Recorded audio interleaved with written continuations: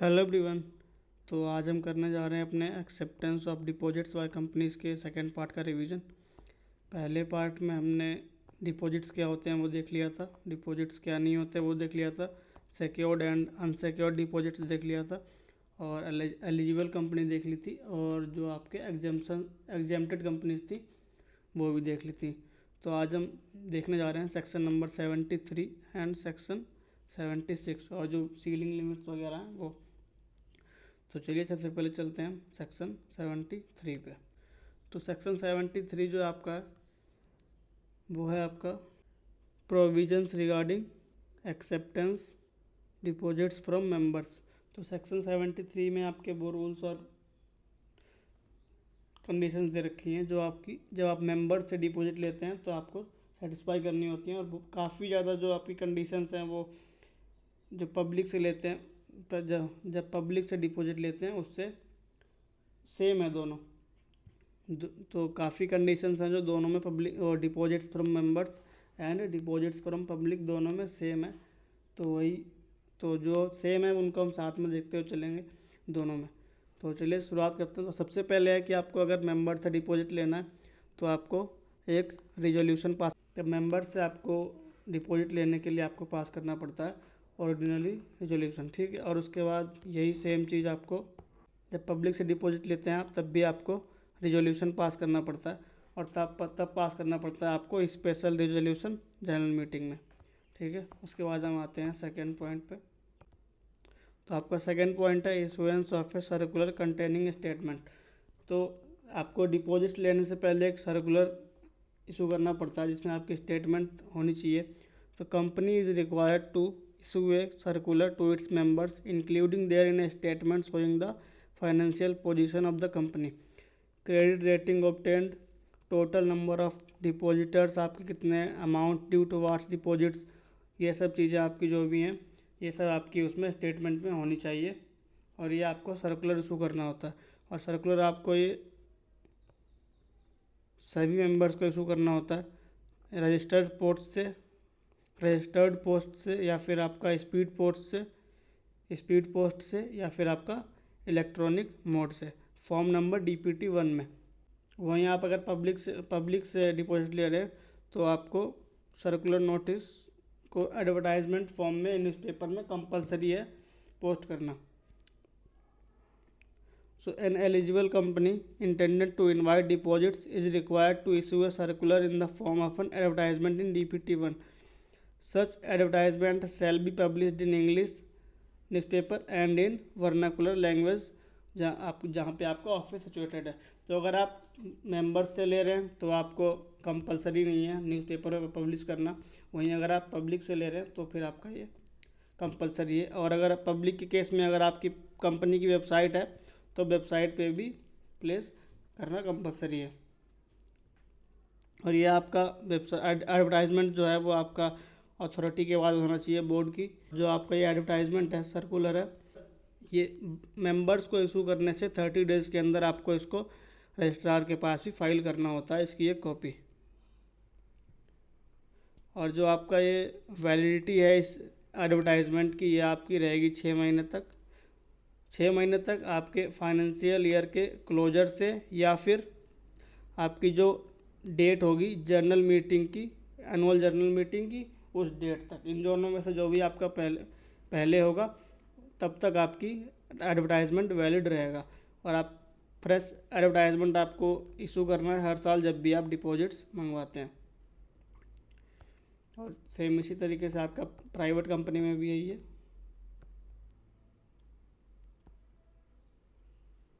आपका 6 महीने तक वैलिड रहता है from the closure of financial year, और या फिर आपका जनरल मीटिंग की डेट तक।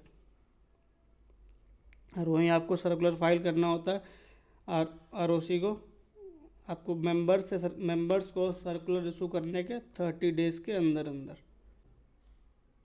उसके बाद आपका आता है requirement of deposit repayment reserve, DRR reserve.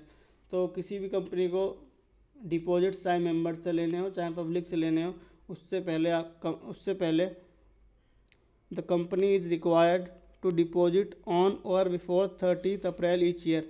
हर साल के 30 अप्रैल से पहले या 30 अप्रैल तक at least 20% of the amounts of its deposit maturing during the following financial year and kept in A scheduled bank in separate bank account.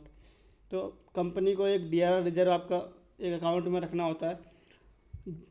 वो कितना रखना होता है, जितना आपके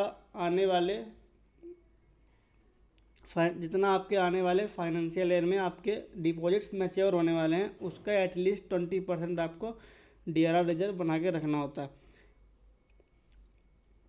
और वहीं आपका the amount remaining deposited shall not any time fall below 20% of the amount of deposits maturing during the financial year. और आपके पूरे साल में किसी भी टाइम पे आपका जो डिपॉजिट्स है वो 20% से नीचे नहीं जाना चाहिए इस साल जो आपके डिपॉजिट्स मैच्योर होने वाले हैं उनसे। अगर आप पब्लिक से डिपॉजिट्स लेते हैं तब भी आपकी यही कंडीशन लागू होती है, 20% आपको रिजर्व बनाना होता है। 2. Certification as to no default in repayment. The company needs to certify that it has not committed any default in the repayment of deposits accepted either before or after the commencement of this act और payment of interest on such deposits. तो company को आपकी एक certification देना होता है कि उसने कोई भी डिफ़ॉल्ट आपके डिपॉजिट्स के रीपेमेंट में पहले या अभी नहीं किया है। उसके बाद हम बात करते हैं प्रोविज़न फॉर सिक्योरिटी। तो जब आप मेंबर्स से डिपॉजिट लेते हैं तो कंपनी में प्रोवाइड सिक्योरिटी, मतलब तो सिक्योरिटी कंपलसरी नहीं है, कंपनी अगर चाहे तो सिक्योरिटी प्रोवाइड कर सकती है मेंबर्स को। तो ये आपके एसेट्स पे चार्ज क्रिएट कर सकती है कंपनी, प्रॉपर्टी या एसेट्स पे। वही अगर आप पब्लिक कंपनी की बात करेंगे then charge creation on asset necessary है, आपका डिपॉजिट सिक्योर होने आपके ज़रूरी हैं। तो every company which accept deposits from public shall within 30 days of such acceptance create a charge on its assets. तो आपको 30 days के अंदर आपके एसेट्स पे चार्ज क्रिएट करना होता है। चार्ज क्रिएट करने के आपके कुछ रूल्स हैं। तो ये है company can not create charge on intangible assets. तो आपकी कंपनी इंटेंजिबल एसेट्स पे आपका चार्ज क्रिएट नहीं कर सकती। और जो आपकी टोटल वैल्यू ऑफ सिक्योरिटी है वो आपकी less than the amount of deposits accepted नहीं हो सकती। और आपकी जो मार्केट वैल्यू ऑफ एसेट्स है वो आपकी एक रजिस्टर्ड वैल्यूअर के द्वारा असेस्ड होनी चाहिए।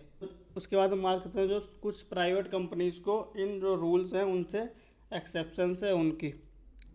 तो आपका जो भी ये आपको जो रूल्स है, issue of circular, filing of copy with such circular with registrar, depositing of the certain amount DRR जो है आपका, और जो नो डिफ़ॉल्ट का सर्टिफिकेशन है। तो कुछ कंपनीज ऐसी हैं जिनसे ये एग्जम्पशन है, जिनको ये कंडीशंस फुलफिल करने की ज़रूरत नहीं है।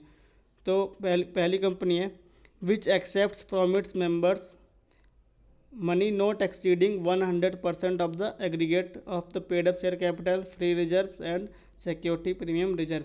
तो अगर कोई एक ऐसी प्राइवेट कंपनी जो अपने पेड अप शेयर कैपिटल और फ्री रिजर्व और सिक्योरिटी प्रीमियम को मिला के उसके 100% से ज़्यादा अगर डिपॉजिट्स नहीं लेती मेंबर्स से, तो उनको ये रूल्स फॉलो करने की ज़रूरत नहीं है। या फिर वो एक स्टार्टअप कंपनी है तो भी उसको वो रूल्स फॉलो करने की ज़रूरत नहीं है। या फिर वो ये आपकी सारी कंडीशंस फुलफ़िल करती है कंपनी, तो वो एक एसोसिएट या फिर सब्सिडरी कंपनी नहीं होनी चाहिए। और उस कंपनी की जो बोरोविंग्स हैं आपकी, वो आपकी less than twice of its paid up share capital या फिर 50 करोड़ से कम होनी चाहिए, which ever is lower, and such A company has not defaulted in the repayment of such borrowings. तो ये आपकी हैं कुछ प्राइवेट कंपनीज जिनको इन रूल्स से एक्सेप्शन है, जिनको इन रूल्स फॉलो करने की ज़रूरत नहीं है। वहीं पब्लिक कंपनी एक है, इसमें कुछ एडिशनल आपके रूल्स हैं, वो देखते हैं। Obtaining of credit rating. तो the eligible company shall be required to obtain the rating including its net worth, liquidity and ability to pay its deposit on due date from a recognise credit rating agency. तो एक जो भी आपकी eligible company है उसको एक credit rating लेना compulsory है। And the given rating ensuring adequate safety shall be inform to the public at the time of invitation of deposits. तो इन्विटेशन ऑफ डिपॉजिट्स के टाइम पे आपको ये जो आपकी रिपोर्ट है वो आपको पब्लिक को इन्फॉर्म करनी होती है। उसके बाद हम बात करते हैं मैक्सिमम अमाउंट्स। सीलिंग लिमिट है जो कि कितना अमाउंट आप डिपॉजिट्स के ज़रिए ले सकते हैं। तो सबसे पहले हम बात करते हैं जब आप पब्लिक से डिपॉजिट लेते हैं तो an eligible company is permitted to accept और renew deposits as under from its members. The amount of such deposits together with outstanding deposits from the members as on the date of acceptance can be maximum 10%। तो जो आपकी eligible company है वो आप अपने member से maximum 10% तक deposit ले सकती है, और जो आपके from persons other than its members हैं, जो आपकी पब्लिक है, उससे मैक्सिमम 25% तक आपकी डिपॉजिट्स ले सकती है। वहीं अगर कोई एलिजिबल गवर्नमेंट कंपनी है तो वो मैक्सिमम 35% तक आपकी डिपॉजिट्स ले सकती है। और यही सेम केस आपका पब्लिक कंपनी में देखते हैं। और हमारी जो नॉर्मल प्राइवेट कंपनीज़ हैं जो उन एक्सेप्शंस में नहीं आती जो हमने अभी पढ़े थे, वो जो प्राइवेट कंपनी और जो आईएफएससी कंपनी है वो आपकी 100% तक डिपॉजिट अपने मेंबर से एक्सेप्ट कर सकती है।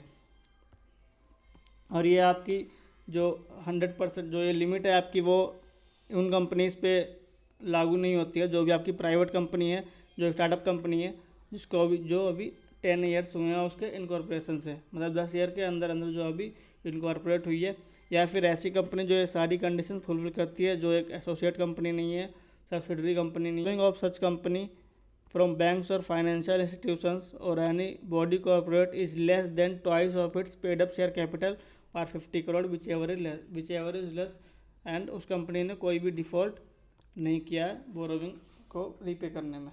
तो ये कंपनीज है जिनके ऊपर अपनी ये सीलिंग लिमिट लागू नहीं होती, ये अनलिमिटेड अमाउंट ऑफ डिपॉजिट्स अपने मेंबर्स से एक्सेप्ट कर सकते हैं। सबसे पहले आपका रीपेमेंट ऑफ डिपॉजिट्स, तो कंपनी को अपना जो amount shall be repaid with interest in accordance with the terms and condition. जो भी टर्म्स एंड कंडीशंस है एग्रीमेंट की, उसके अकॉर्डिंग कंपनी को आपका अमाउंट रीपे करना होता। और and application to national company law tribunal if company fails to repay.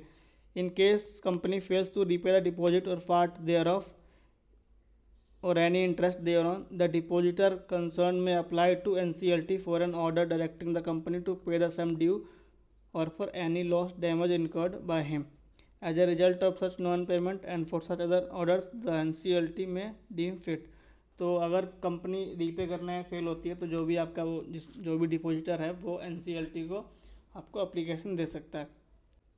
उसके बाद आपका tenure for which deposit can be accepted, तो यह है आपके 6 मंथ से लेके आपको 36 मंथ तक। तो उसके बाद कुछ एक्सेप्शंस हैं इस 6 मंथ और 36 मंथ के रूल को लेके कि 6 मंथ से कम डिपॉजिट्स आप कब एक्सेप्ट कर सकते हैं। तो for the purpose of meeting any of its short term requirements of funds a company may accept और renew deposits for repayment earlier than 6 month. तो ये कंडीशन है उसके लिए। Deposit shall not exceed 10% of aggregate of the paid up share capital, free reserve, securities premium and accounting of account security premium। तो आपका जो deposit है उसका अमाउंट आपके सिक्योरिटी प्रीमियम, शेयर कैपिटल और फ्री रिजर्व्स के 10% को एक्सीड नहीं करना चाहिए। And such deposits are repayable only on or after the 3 month. तो जो आपके डिपॉजिट्स हैं 3 महीने या उसके बाद रिपेमेंट करने हैं। तो ये आपका एक्सेप्शन था कि आप 6 महीने से पहले भी 6 महीने से कम टाइम के भी डिपॉजिट्स आप एक्सेप्ट कर सकते हैं। उसके बाद हम बात करते हैं appointment of trustee for depositors. तो इसके लिए हम जो आपका प्रोविज़न पब्लिक के केस में दिया है वही वाला हम देखते हैं चल के। तो ये है आपका appointment for trustee of depositors. तो ये जो आपका रोल है ये दोनों ही, चाहे आप मेंबर से डिपॉजिट लें या फिर आप पब्लिक से डिपॉजिट लें, दोनों ही केसेस में आपका ये अप्लाई होता है। तो 1 or more trustee for depositors need to be appointed by the company for creating security of the deposits. A written consent shall be obtained from the trustee before the appointment. A statement shall appear in the advertisement with reasonable prominence to the effect that the trustee for the depositors have given their consent। उसके बाद आपका the company shall execute a deposit trust deed in form DPT to at least 7 days before issuing the circular or circular in the form of advertisement. तो company को 7 दिन पहले आपका एक deposit trust deed जो है वो आपके फॉर्म नंबर 2 में इशू करनी होती, वो एग्जीक्यूट करनी होती है। और उसके बाद no person including a company that is the business of providing trusteeship service shall be appointed as a trustee for the depositors if the proposed trustee. तो आपके कौन कौन से ऐसे लोग हैं जो आपके ट्रस्टी नहीं बन सकते। सबसे पहले ऐसा पर्सन जो एक डायरेक्टर है कंपनी का, की मैनेजर पर्सन है, या फिर वह any other officer or an employ of the company, या फिर कंपनी का आपका एम्प्लॉय है, या फिर कोई होल्डिंग कंपनी, सब्सिडरी कंपनी या एसोसिएट कंपनी है, वो भी आपकी ट्रस्टी नहीं बन सकती। उसके बाद या फिर वो बंदा अगर आपका डेट में है, indebted with the two the company, या फिर कंपनी की उसके ऊपर डेट है, तो भी वो आपका ट्रस्टी नहीं बन सकता। या फिर उसका कोई कंपनी के साथ मॉनेटरी रिलेशनशिप है, has entered into an guarantee arrangement in respect of the principal debts, या फिर वो उसने किसी की गारंटी ली है वो डेट्स में, तो वो भी आपका ट्रस्टी नहीं बन सकता। एंड या फिर वो किसी भी तरीके से इन पर्सन से रिलेटेड है, कंपनी से रिलेटेड है, तो वो आपका ट्रस्टी नहीं बन सकता। And no trustees for the depositors shall be removed from office after the issue of circular और advertisement before the expiry of his term except with the consent of all the directors present at the meeting of the board. मतलब आप कोई भी trustee को एक बार आपने circular issue कर दिया, उसके बाद आप किसी भी ट्रस्टी को रिमूव नहीं कर सकते। उसका रिमूव करने के लिए आपके सारे डायरेक्टर्स की आपको कंसेंट चाहिए होगी। तो ये आपका हो गया अपॉइंटमेंट ऑफ ट्रस्टी का। Meeting of depositors to be called by trustee. तो आपका ट्रस्टी डिपॉजिटर्स की मीटिंग कब बुला सकता है, तो उसके लिए है आपके on A receipt of requisition in writing signed by at least 1/10 of the depositors in value for the time being outstanding. तो एक ट्रस्टी तब आपके डिपॉजिटर्स की मीटिंग बुला सकता है जब उसके पास लगभग 1/10 जो भी आपके डिपॉजिट्स हैं उनके 1/10 डिपॉजिटर्स की जो उसके पास कंसेंट होगी रिटर्न में, तब वो साइंड कंसेंट होगी, तब वो आपका डिपॉजिटर्स की मीटिंग बुला सकता है। या फिर कोई इवेंट होता है और on the happening of any event which constitute on default in which the opinion of the trustee for depositors affects the interest of depositors. या फिर कोई ऐसा आपका इवेंट हुआ जिसमें या डिफ़ॉल्ट हुआ जिसमें आपका ओपिनियन ज़रूरी है ट्रस्टी का डिपॉजिटर्स के लिए, तो वो बुला सकता है। उसके बाद है आपका filing of application form for making deposits. A company shall accept और renew any deposit whether secured और unsecured only when an application as the specified by the company is submitted by the intending depositors. मतलब company कब तभी deposits ले सकती है जब जो डिपॉजिटर्स हैं वो कंपनी को रिटर्न एप्लीकेशन देते हैं। The application shall contain a declaration made by the intending depositor to the effect that the deposit is not being made out of the any money borrowed by him. मतलब जो भी और जो आपकी जो application देंगे डिपॉजिटर उसमें ये आपका डिक्लेरेशन होना चाहिए कि उन्होंने जो पैसा वो डिपॉजिट कर रहे हैं वो उन्होंने किसी और से बोरो करके नहीं लिया है।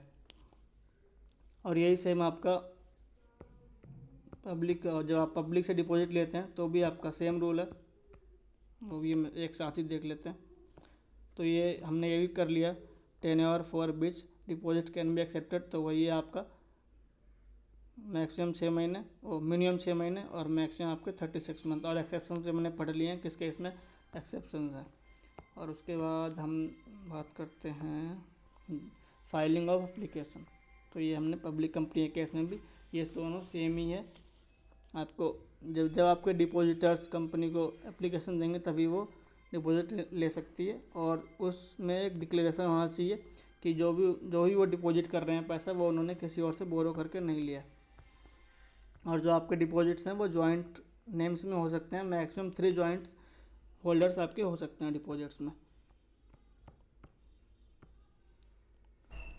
तो ये भी हमारा हो गया, मैक्सिमम 3 आपके जॉइंट होल्डर्स हो सकते हैं। उसके बाद हम बात करते हैं डिपॉजिट रिसिप्ट।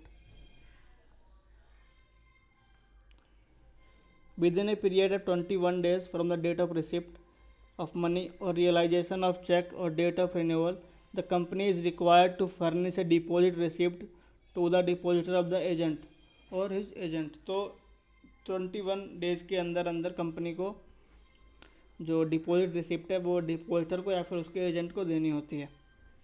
उसके बाद आपका नॉमिनेशन है। एवरी डिपॉजिटर में nominate any person at any time. कोई भी आपका डिपॉजिटर है वो किसी भी टाइम पे किसी पर्सन को नॉमिनेट कर सकता है। और ये डिपॉजिट रिसिप्ट का हमारा सेम केस पब्लिक से जब हम डिपॉजिट लेते हैं तब भी आता है। तो ये रहा आपका सेम चीज़ है, 21 डेज के अंदर अंदर कंपनी को रिसिप्ट देनी होती है डिपॉजिटर को या फिर उसके एजेंट को। और नॉमिनेशन का भी वही है, एवरी डिपॉजिटर में नॉमिनेट पर्सन, किसी भी टाइम पे वो पर्सन को नॉमिनेट कर सकता है। उसके बाद बात करते हैं प्रीमेच्योर रिपेमेंट ऑफ। तो प्रीमेच्योर रिपेमेंट ऑफ डिपॉजिट्स का भी आपका जो पब्लिक डिपॉजिट्स है वही सेम प्रोविजन यहाँ पे अप्लाई होगा। तो वहाँ पे देखते हैं।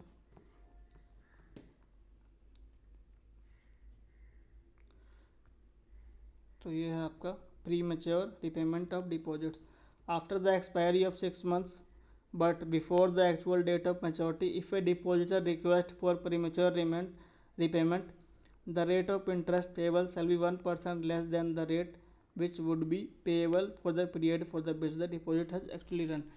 तो अगर कोई आपका डिपॉजिटर अगर 6 महीने कंप्लीट हो चुके हैं डिपॉजिट्स को और तब चाहता है कि उसको रीपेमेंट करी जाए डिपॉजिट्स की, तो कंपनी को वो करनी होगी और उसको 1% कम इंटरेस्ट दिया जाएगा जो नॉर्मली देना था उससे। और इंटरेस्ट आपका जो जो रिडक्शन है आपका कि 1% जो आपका इंटरेस्ट कम हो रहा है वो इन केसेस में आपका अप्लीकेबल नहीं होगा। Where the deposits is prematurely repaid to comply with rule 3 premature repayment made in order to reduce the total amount of deposits to bring it within the permissible limits. अगर company अपनी तरफ से deposits को permissible limits में रखने के लिए repayment करती है प्रीमेच्योर, तो उसमें आपका इंटरेस्ट का रेट कम नहीं होगा। और अगर या फिर where the deposits is prematurely repaid to provide for war risk और other related benefits to the personnel of naval military and air force to their families. तो ये आपके एक्सेप्शंस हैं जो आपका इंटरेस्ट कम नहीं होगा डिपॉजिट्स का। उसके बाद हम बात करते हैं filing of return of deposits with the registrar. A duly audited return of deposits in DPD3 containing particulars as on 31st March of every year shall be filed with the registrar of companies along with requisite fees before 30th June of that year and declaration to that effect shall be submitted by the auditor and DPT। तो आपका company को एक duly audited return जो deposits की है वो आपको DPD3 में रजिस्ट्रार के पास फाइल करनी होती है उस साल के 30 जून से पहले। एंड उसके बाद no right to alter any terms and conditions. तो आपकी कंपनी के पास कोई राइट नहीं है आपका कि वो डिपॉजिट्स की जो भी आपकी टर्म्स एंड कंडीशंस हैं उनको आपको चेंज करें। उसके बाद है आपका disclosure in the financial statements. तो the public company shall disclose in its financial statements by way of note about the money received from its directors. तो जो भी आपकी पब्लिक कंपनी है आपको जो भी उनको डायरेक्टर्स वगैरह से अपने पैसा मिला है वो आप इन फाइनेंशियल स्टेटमेंट डिस्क्लोज करना होता है।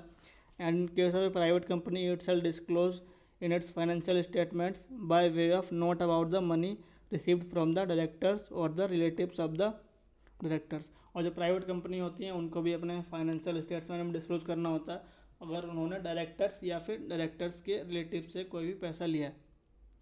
और यही सेम प्रोविजंस आपके पब्लिक कंपनी में भी हैं, वो देख लेते हैं। तो यही आपके same filing of return of deposits, तो ये हमने कर लिया। उसके बाद आपका डिस्क्लोजर इन फाइनेंशियल स्टेटमेंट्स। तो ये आपकी एक चीज़ है पब्लिक डिपॉजिट्स में जो मेंबर से नहीं है, तो वो है आपकी premature closure of deposits to earn higher rate of interest. तो आपका प्रीमेच्योर क्लोजर ऑफ डिपॉजिट हो सकता है अगर डिपॉजिटर चाहता है तो कि हायर इंटरेस्ट रेट्स के लिए। In case a depositor desires to avail higher rate of interest by renewing the deposits before its actual maturity date the company shall pay him the higher interest rate. तो अगर depositor अपने maturity date से पहले उसको renew करना चाहता है तो कंपनी को वो करना पड़ेगा। तो उसके बाद बात करते हैं penal rate of interest. In case of the company fails to repay deposits both secured and unsecured on maturity after they are claimed, it shall pay penal rate of interest 18% per annum for the overdue period. अगर company जो आपका due date है उस पर deposits को पे करने में फेल हो जाती है, चाहे वो सिक्योर्ड हो चाहे वो अनसिक्योर्ड हो, तो फिर कंपनी को आपको 18% का इंटरेस्ट पे करना पड़ेगा जो भी ओवर ड्यू पीरियड होगा उसके लिए। एंड फिर आपका punishment for contravention. If any company inviting deposits और any other person contravenes any of the deposit rules for which no punishment is provided in the act, the company and every officer in default shall be punishable under with fine extendable to 5,000 rupees, and in case the contravention is continuing, one with further fine which may extend to the 500 rupees for every day after the first day during which the contravention continues। तो यह है आपकी punishment अगर कोई contravention होता है तो। और यही सेम प्रोविज़न आपका पब्लिक कंपनी के केस में भी है। पीनल रेट ऑफ इंटरेस्ट हमने कर लिया 18%, और no right to alter terms and condition ये भी हमने देख लिया था। उसके बाद जो आपका पनिशमेंट है वो भी हमने देख लिया। पनिशमेंट फॉर कंट्रावेंशन 5,000 रुपीज़ तक, और या फिर और उसके बाद अगर तब भी कंट्रावेंशन कंटिन्यू रहता है तो 500 रुपीज़ फॉर एवरी डे। तो इसी के साथ हमारा acceptance of deposits by companies का रिवीजन पूरा हो चुका है। तो अब मिलते हैं अगले चैप्टर के साथ, तब तक के लिए।